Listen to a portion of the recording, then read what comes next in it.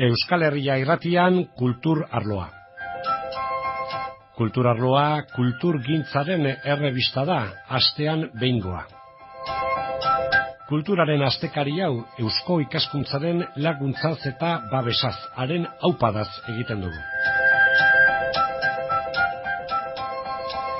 Biziko balitz hainbeste urte einen lituzke.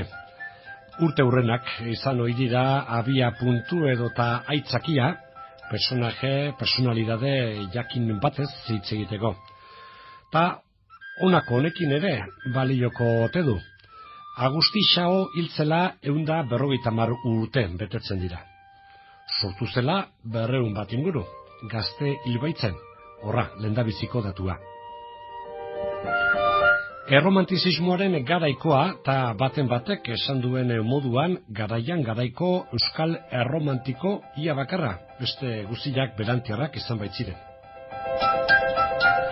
Zuberotarra, errepublikazale alegia gorria, prekursorea, abertzaletasuna formulatu baino lehenagoko abertzalea.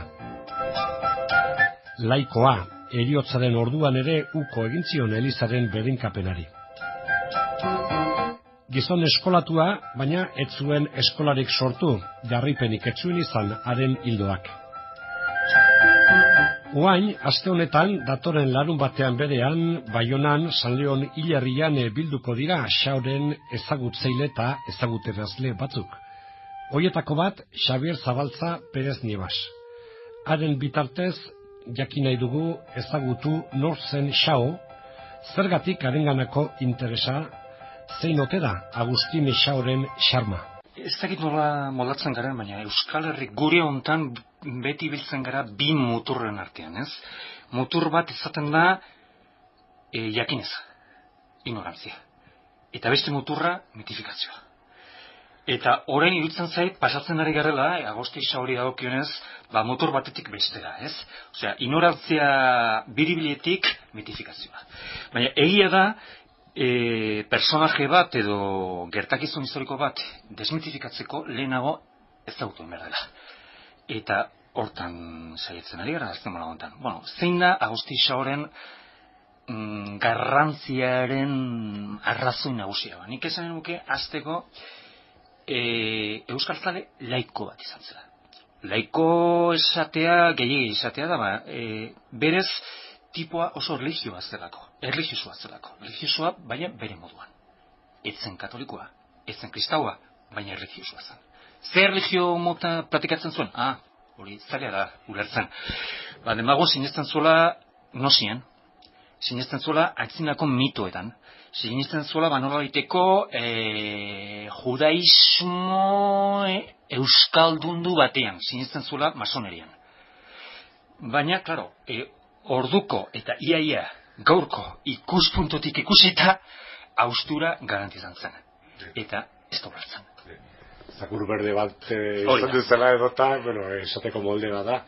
Ia, kokat ezagun pixanaka xarma nundi datorkion zentratzeko eta laikoa zen, 19. mendean. Laikoa, hola ulertuta, Errepublika zale, Errepublika frantsesak ekarri zituen ideia berritzaile, edo horrela zale haietako bat, beste guztiak, baina bintzat batzuk oso sartuak zeuzkan, hori esan dezaket. Ipar Euskal Herrian beti bi joera politiko izan dira. Alde batetik, gorriak, nolabait, ezkertiarrak, baina ezkertiarrak gehiago ziren nola esan, Eliza Katolikoarekin ados ez zeudelako, beste kontu batzutarako oso konservadore ez zeudelako. Eta gorriekin batera, edo gorrien kontra, xuriak, Elizaren alde jotzen zutenak. Eta Agusti gorria zen, inolako dudarik gabe. Aituko dugu, eta esanen dugu, karlistadetan eta horre ere izan dako harremanetan eta nundi nora jozen, baina uste talde zaurretik beste datu batzuk beharko genituzkela. Nun sortua izan zen ikasketa edo hasia, personaje ikasia, baina, idazle, ez da, zirkustantzia, baina idazle ere izan duzen. Historiadore edo zer zen gizona? Denetarik pixkat. Agosti gurea atarratzen sortu zen, 1811an, Oloroen, Biarnon, ikasi zuen, baina 19 urte zituela ja Pariserat abiatu zen. Eta, bueno, ja horren inguruan, ikamikak eta eztabaidak sortzen dira, batzuen arabera ez zuelako inolako eraginik izan, eta niz nago konforme. Eta nik atzeman ditute Agostiren aztarnak garai hartako aldizkarietan. Tipo nahiko ezaguna zen, Parisko bizimoduan, miaika Parisko, nazetzen da, Bohemian, zertaz bizi zen? Ez dakigu oso ongi. Ematen du hasiera batian eredentziatik, gurasoen hartutako eredentziatik bizitu zela, eta gero kazetaritzari esker... Etxe handiko zen. Bai, handi xamarrekoa. Eta gero ez dakigu zer gertatu zen, 25 urte zituela, ez dakigu zer gertatu zen oso ongi Parisen, baina Euskal Herrirat itzultzea erabaki zuen. Eta Baionan kokatu zen. Eta orduan Baionan beste kazeta bat sortu zuen, Ariel, eta Ariel horren barruan euskarazko ale batzuk sortu zuen, bi ale sortu zituen. Ariel, garen dugu hor zer den, Arielen, errepublikazalen mitoak edo zer da. Gehiago da, nik uste, juduzaleen simboloa dela. Agostik esaten zuen gutxi gora bera esaten zuen. Bueno, San Miguel, jandene Mikele, euskadun kristauen katolikoen zurien simboloa da. Baina euskaldun gorriok beste simbolo baten beharra daukagu. Eta hori Ariel izanen da. Aingerua. Beste simbolo baten beharra daukagu. Eta simbolo hori Ariel izanen da, Miguel... Ez da bereak sortua. Ez. Ja, kartiten dut, Euskal Herrigatu edo Euskal Herrigatu. Hori da. Juaristik bere liburuan esaten du Ariel arienetik, hau da, ariotik datorrela hori, gezurra da. Ariel hebreerazko izena da, jainkoaren lehoia esan nahi duena, Ariel Sharon eta ez. Eta esaten baterako Shakespearen Lantempesta liburuan agertzen da, eta hortik erromantikoak hartu zuten.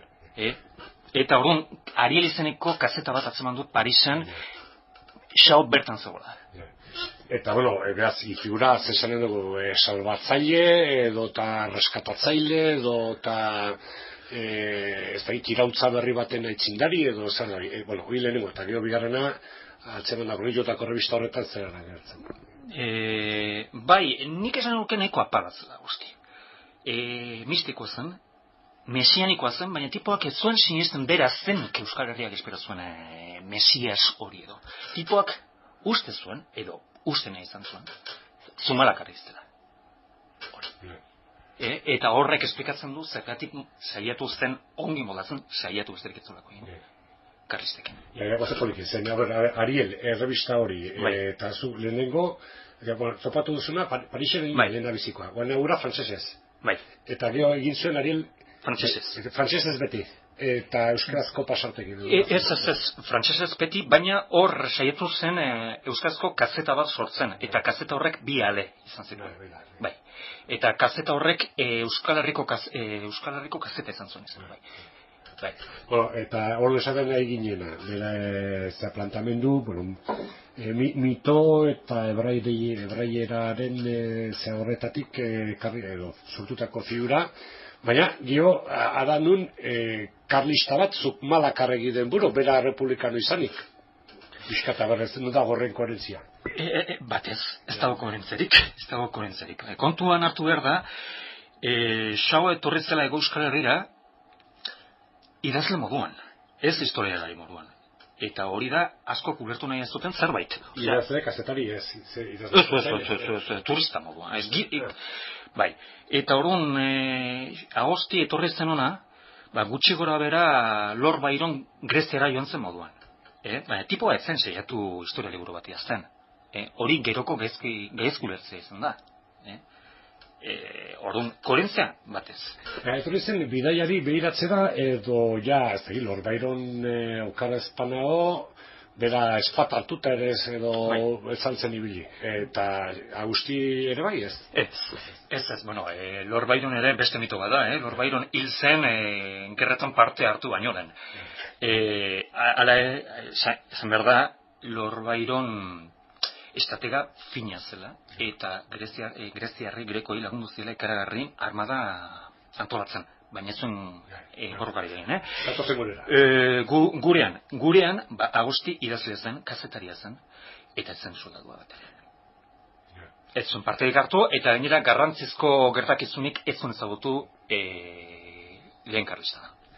Betire, etorri zen mugaz onuntza, eta zer topatuzun mendian edo mendizmendi, zebilen horre gerrilero edo ez da nola esan beharko edo zer topatuzun karlistengan, zen monarkia zale, religio zale, haizu zen, bera, laiko eta republika zale izanik? Bai, baina, azken batien kontuan hartu, eta hori maiz ahazten zaigu, Agosti euskalduna zela, baina frantsesera bai. Frantsesa.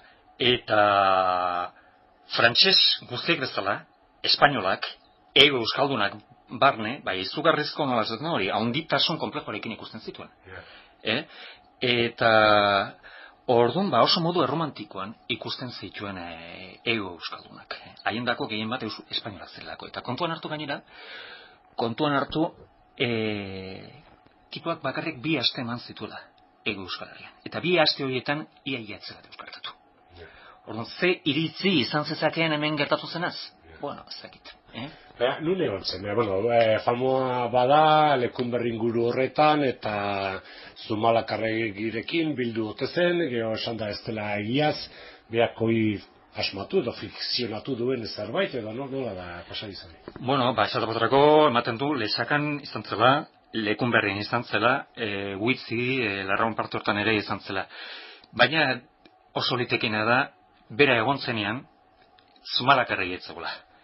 Eta orduan, tipuak esaten duenean, Zumalakarregirekin bildu zela eta hori ez da egia, hori mito bat ez da, nire uste apalean. Mito bada edo berak esaten du? Berak asmatzen dugu, berak asmaturiko gezurra, gertatzen dena da, gezur hori gero mitu bilakatu da. Egiantzekoa. Bueno, eta orduan karlistak, lehenengo karlista zari gara, eta haiekiko zer? Miresmena edo... Bai, miresmena, ez ulermena, idealizazioa, bai, dena nahaztua, gutxi gora bera, orain esanen genuken bezala, batzuek, Latin Amerikako gerrilekiko duten mirespen antzekoa izan zitek. Baina, miresmen hori neurri handi batien ez jakinez. Urrutiko intxaurrek. Hori da, baina beti. Eta, baina, xarma horrek neurri handi batien ez jakinez da du oinarri. Neurri handi batien. Hor bildutakoekin horrekin zer egin zuen, idatzi, bere esperientzia, egiazko, edo egiantzeko horrekin, hor zer bere lan nagusia esan ditike hori izan du dela? Nere ustez, Voyage Navarre, bere liburua, oso liburu polita da, oso ongi idatzia, xarma bat du, frantsesez idatzia, baina gau, xarmagarria bidai liburu moduan ulertzen badima da, ez historia liburu moduan. Agusti Ixaoren berri ezagutzen ari gara honako kultura arloaren ale honetan.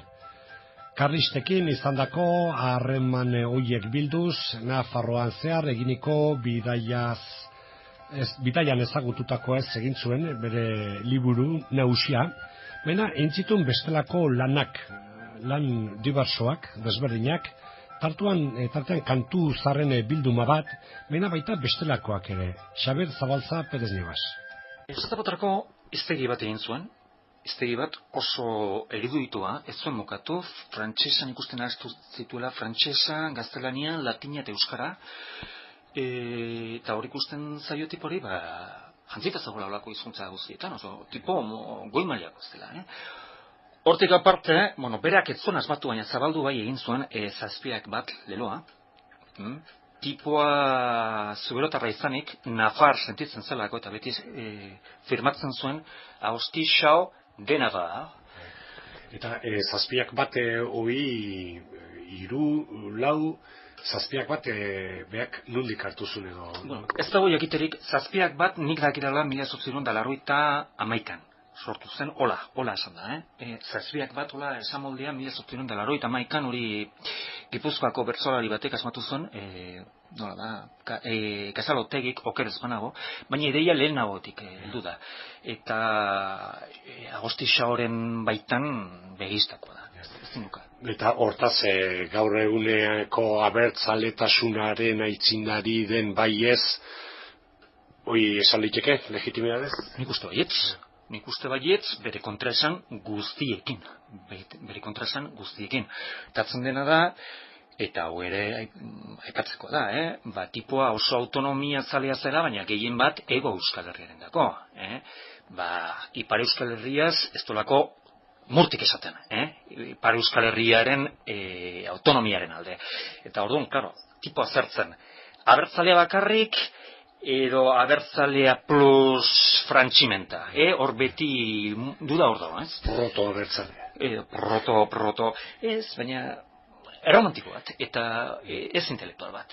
Erromantiko bat, idazle bat. Eta, bueno, atzen du baino lehena, epatu nahi nuke, hemen Euskal Herrian, gehien erabiltzen den izen propio zen nagusietariko bat Aitor dela, eta Aitor dun askok ez dakitela, izen hori gure Agustik asmatu zuen, ez? Agustik, hori ziurtatu da dago, Navarro Bilosladak...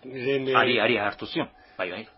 Navarro Bilosladak Agusti Xaori hartu zion, bai. Bilosladak, gainera, hori plagio izan zen, kopiatu ziolako iturria aipatu gabe, plagio gutxa da, bai. Ez dago dudarik hor.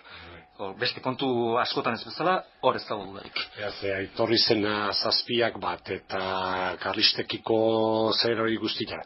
Erromantikoa, bai, esantazun hori, erromantizismoa, eta hau mitxelenaritza, Euskal Herrian... Euskal Herrian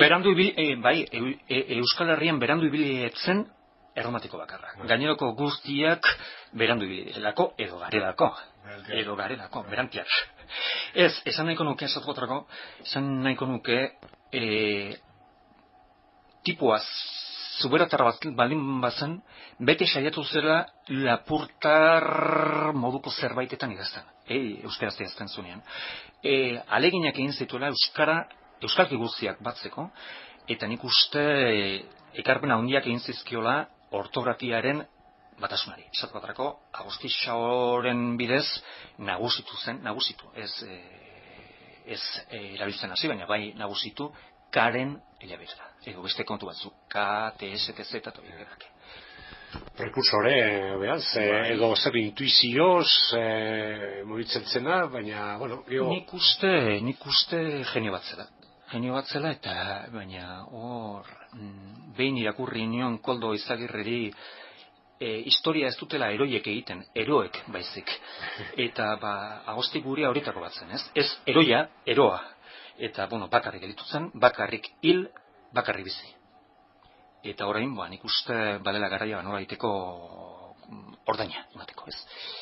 Gazte hiltzen, zenbat urtek hiltzen? Berrogeita zazpi urte zituela.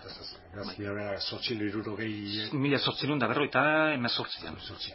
Hau esatu batrako oso interesgarria da, Baionan nintzelako, eta ego Euskal Herrian inolako elizkizunik gabe izan lehenbiziko euskalduna izan zen. Eta diruenez, Baionako apezikoa joan zitzaion, hitz horian zegoela, azkeneko momentuan estrema hau emateko, eta tipuak bere gelatik bidali egin zuen apezikoa. Horregatik bakarrik, urrezko postu bat merezi du gure Euskal Herri maite honetan. Hain zuzen, horrexegatik ere, eta gerora, jarraipenik izan ez duen ari edo hildo bat izan zen. Esan edut, Euskararen kulturgintzan edo Euskaragintzan nahi baldin bada, APZ-ek izan dute, hor, ez dute esanen esklusibidadea, baina ia. Eta hor mozketa bat gertatu zen. Eta, errekuperazio lana, oantxe iteregia, esan ditike. Bueno, Eusko Abertzale Ekintza, Acción Nacionalista Vasca, Republika garaian, justo garataren bidez eta saiatu zen xao berreskuratzen. Eta ez da kasualidadea, hain zuzen ere, garai hartan argitaratzea, lehenbizikoz, Voyage Navar, Viaje Navarra, Errepublika garaian argitaratu zen, ez da kasualidadea. Ez da kasualidadea. Saiatu zerako, erdatzen dena da, Belaiz etorri zela, etorri zena, ez? Frankismo, Gerra Zibila, frankismoa eta berriz ere berriz ere haustura. Eta hoi ja nahirik, eta batzu bazabiltzate handa hemen, izaten da, ez da? Igual, hasiera baten elkarrezautu gabe, eta gero ja klubak edo, ez daite,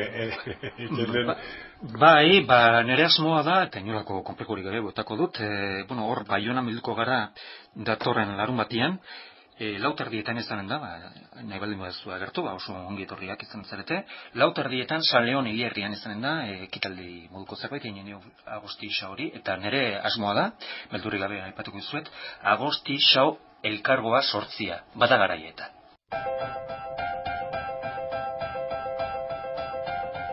Baionako San Leon Hiriarrian hortaz Agosti Xaoren lagunak bildu eta agian inoiz antolatuko da elkargoaren izena ezagutarazteko elkargoa.